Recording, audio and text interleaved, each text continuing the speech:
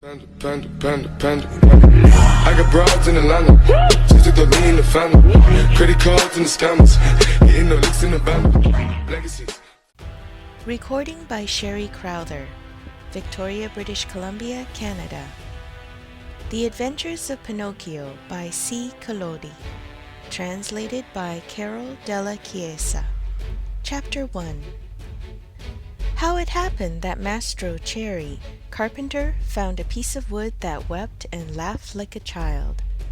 Centuries ago there lived a king, my little readers will say immediately. No, children, you are mistaken. Once upon a time there was a piece of wood. It was not an expensive piece of wood. Far from it. Just a common block of firewood, one of those thick, solid logs that are put on the fire in the winter to make cold rooms cozy and warm. I do not know how this really happened, yet the fact remains that one fine day this piece of wood found itself in the shop of an old carpenter. His name was Mastro Antonio, but everybody called him Mastro Cherry, for the tip of his nose was so round and red and shiny that it looked like a ripe cherry. As soon as he saw that piece of wood, Mastro Cherry was filled with joy. Rubbing his hands together happily, he mumbled half to himself, "This has come in the nick of time. I shall use it to make the leg of a table." He grasped the hatchet quickly to peel off the bark and shape the wood. But as he was about to give it the first blow, he stood still with arm uplifted, for he had heard a wee little voice say in a beseeching tone, "Please be careful. Do not hit me so hard." With a look of surprise shone on Mastro Cherry's face, his funny face became funnier still. He turned frightened eyes about the room to find out where that wee little voice had come from, and he saw no one. He looked under the bench, no one. He peeped inside the closet, no one. He searched among the shavings, no one. He opened the door to look up and down the street, and still no one. "Oh, I see," he said, laughing and scratching his wig. "It can easily be seen that I only thought I heard the tiny voice say the words. Well, well, to work once more."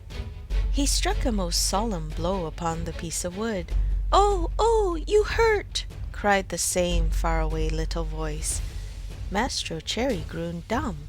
His eyes popped out of his head, his mouth wide open, and his tongue hung down on his chin. As soon as he regained the use of his senses, he said, trembling and stuttering from fright, "Where did that voice come from, when there is no one around? Might it be that this piece of wood has learned to weep and cry like a child? I can hardly believe it. Here it is, a piece of common firewood, good only to burn in the stove, the same as any other, yet might someone be hidden in it? If so, the worse for him. I'll fix him." With these words he grabbed the log with both hands and started to knock it about unmercifully. He threw it to the floor, against the walls of the room, and even up to the ceiling.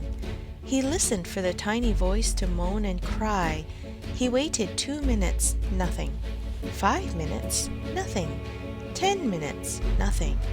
"Oh, I see," he said, trying bravely to laugh and ruffling up his wig with his hand.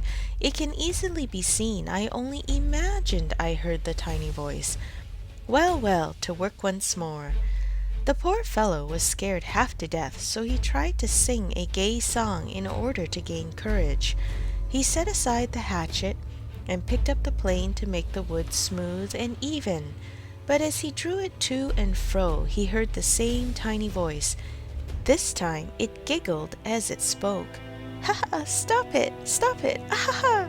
You tickle my stomach!" This time poor Mastro Cherry fell as if shot. When he opened his eyes, he found himself sitting on the floor. His face had changed. Fright had turned even the tip of his nose from red to deepest purple. End of chapter 1.